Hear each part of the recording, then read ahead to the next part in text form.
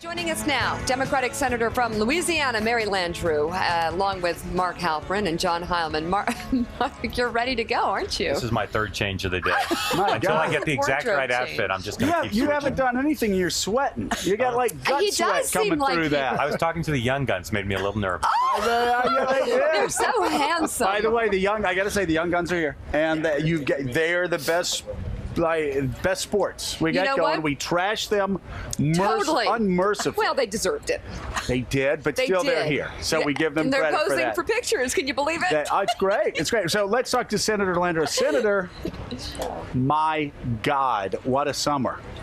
What a horrible summer.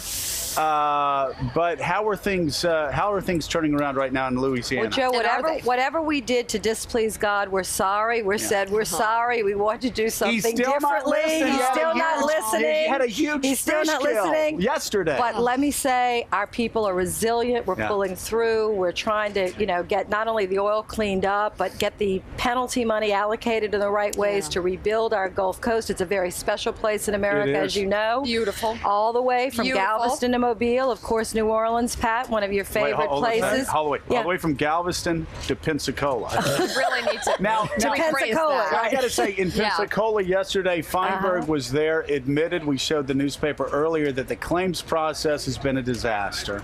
What's happening in Louisiana? Is it getting better? It hasn't been great, but it can get better. And the good thing is this is an independent entity trying to give out $20 billion to people that are angry, aggravated, and lost money. Right. But Joe, as you know, it's not just the oil spill; it's the moratorium that's in place. That's hurting the economy in the Gulf Coast. Explain that, because a lot of people outside of the Gulf Coast are being champions of Gulf Coast waters, saying we don't want any drilling off the coast. We want a moratorium, and yet people who live in Louisiana and Mississippi and Alabama, they want the drilling. Those are jobs. Well, we want safe drilling in the Gulf, and we think generally the record's been pretty good. And this is an interesting point for today because Republicans and Democrats agree on this. I mean, all along the Gulf Coast, we believe that we can have safe oil and gas domestic drilling. In those same waters we fish, we swim, we recreate, we have hotels and motels. Now, this accident was terrible. It was horrible. It never should have happened. It may be human error. We don't know.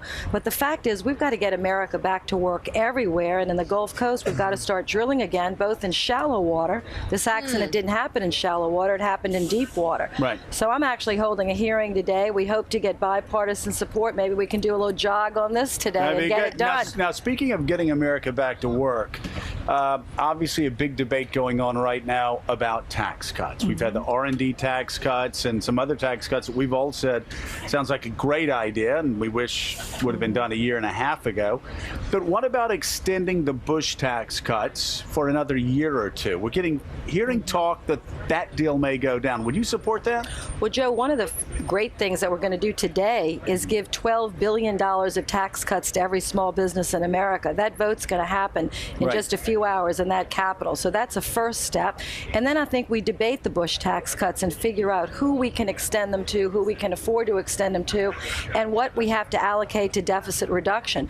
But this small business bill, like you all are getting everybody jogging on the mall, our bill is going to hopefully get small business jogging and running, those engines revved up to help small business in America. Do you like Peter Orszag's idea, though, of possibly extending the Bush tax cuts for everybody for a year or two? Well, I think it's something to consider, but I also think that this deficit is extremely serious, and you've got to have a balance, between cutting spending and, and reducing taxes, and then also investing correctly to get this country in a more solid financial place. But I do know that the small business tax bill, the small business tax cut bill, and incentive bill is a good first step. I wish we could have done it, Joe, a couple of months ago, but it got held up through some politics. That's over with.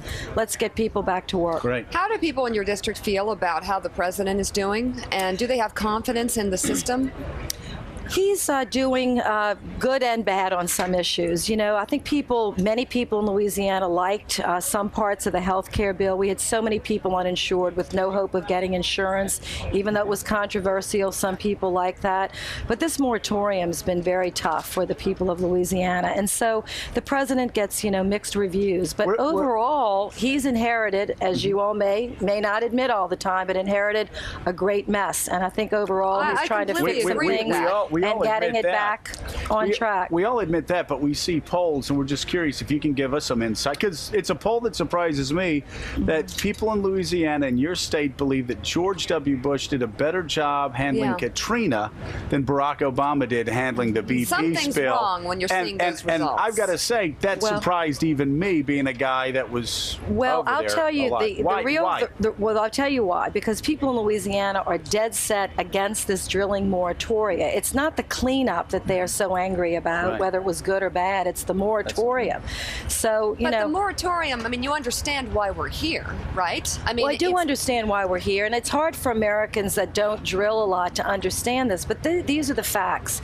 If you don't drill in the Gulf of Mexico, where we have high regulations and good safety, courts, democracy, transparency, and openness, you drill in places like Cuba or Venezuela or China that don't have any of those things, and the oceans get more damage. Number two, we have a national security issue here. We're already importing over 11 million barrels of oil a day. This country, this capital, can't afford to import 100% of our oil from people that aren't even our friends, that don't share our values.